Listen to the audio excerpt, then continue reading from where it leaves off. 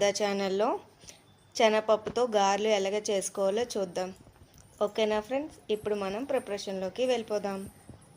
ముందుగా మనం ఒక బౌల్ తీసుకొని ఆ బౌల్లో 1 కప్ శనగపప్పు వేసుకుందాం.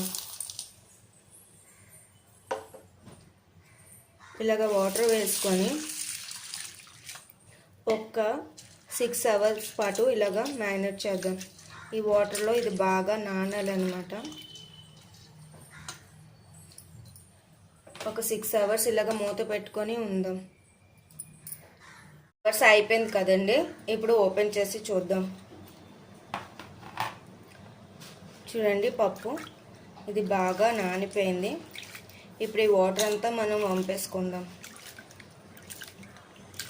చూడండి, ఇలా వాష్ చేసుకున్నాం కదా, ఈ పప్పుని మనం ఒక మిక్సీ జార్ తీసుకొని ఈ పప్పు మొత్తం ఇలాగే మిక్సీ తీసుకున్నాం కదండి. ఈ పప్పుని ఫైన్ పేస్ట్లా కాకుండా కచ్చా పచ్చగా మనం గ్రైండ్ చేద్దాం.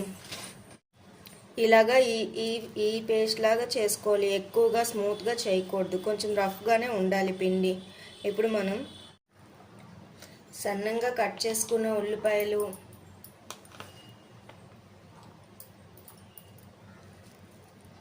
ఒక 5 పచ్చిమిర్చి, అది కూడా సన్నంగా కట్ చేసుకోవాలి. కొద్దిగా కరివేపాకు, 1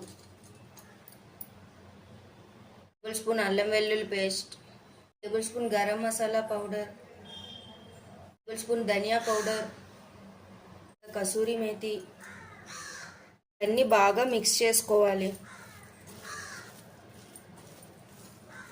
కలుపుకున్నాం కదండి, ఇందులో 1 టేబుల్ స్పూన్ కారం, తగ్గ సాల్ట్, ఇవి కూడా బాగా మిక్స్ చేసుకోవాలి.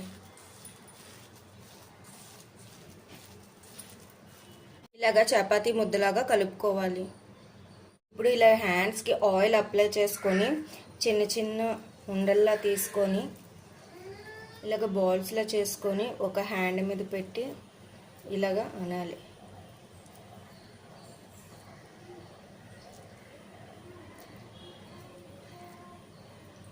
ఇలాగ తయారు చేసుకొని ఒక ప్లేట్లో పెట్టుకుందాం. అన్నీ ఇలాగ బాల్స్లో చేసుకోవాలి. స్టవ్ మీద కడాయి పెట్టుకొని స్టవ్ ఆన్ చేసుకోవాలి. కడాయి హీట్ అయింది కదండి, డీప్ ఫ్రైకి సరిపడా ఆయిల్ వేసుకుందాం. ఆయిల్ హీట్ అయింది కదండి, ఇప్పుడు 1 బై 1 ఇందులో వేసుకుందాం.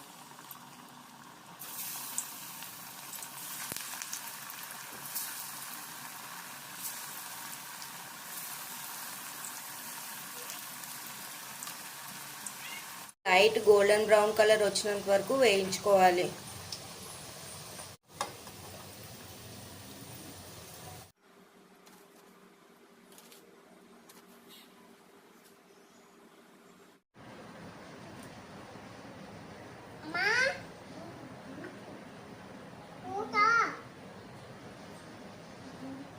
ఫస్ట్ చిన్న పీస్ హవికి పెడదాం. అవి మామ. ఓకే ఫ్రెండ్స్, నెక్స్ట్ వీడియోలో కలుద్దాం. Bye bye. Bye bye.